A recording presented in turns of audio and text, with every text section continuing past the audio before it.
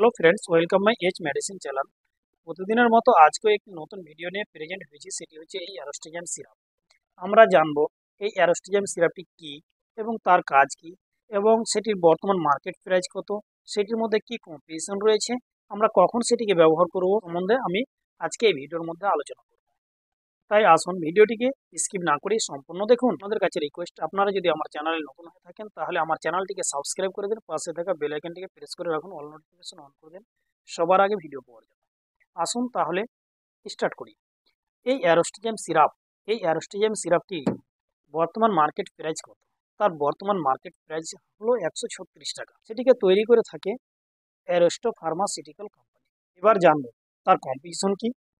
তার মধ্যে দুইটি কম্বিনেশন রয়েছে, অর্থাৎ দুইটি এনজাইম রয়েছে, একটি ডাইজেস্ট আর একটি হচ্ছে পেপসিন। ডাইজেস্টটা কি এবং কোত্থেকে পাওয়া যায়? ন্যাচারাল ভেজ থেকে ডাইজেস্টটি সংগ্রহ হয়ে যায় কিংবা পাওয়া যায়। এবং ডাইজেস্টের কাজ কি?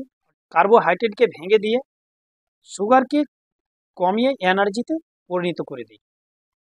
এবার আমরা জানবো যে পেপসিনটা কি।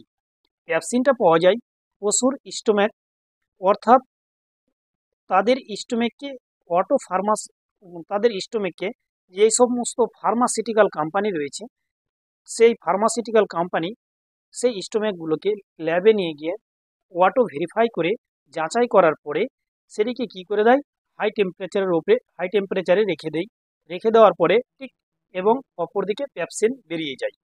সেই ক্ষেত্রে কি হয়ে যায়, পেপসিন দিয়ে তারা সিরাপ কিংবা ক্যাপসুল এই সমস্ত রূপে তারা বের করে থাকে।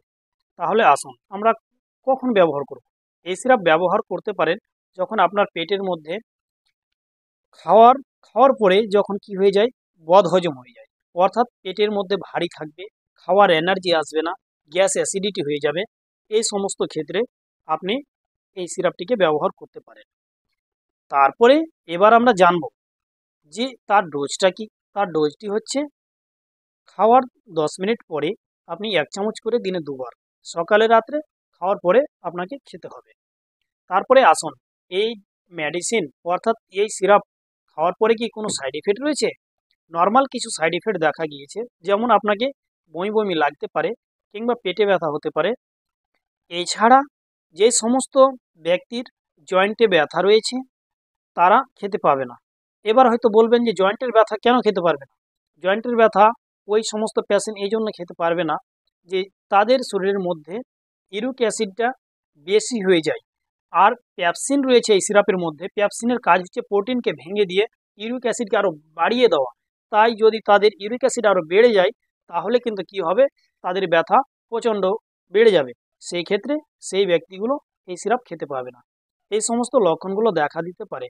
তাই ভালো থাকুন, সুস্থ থাকুন। আসি পরে ভিডিও আবার দেখা হবে।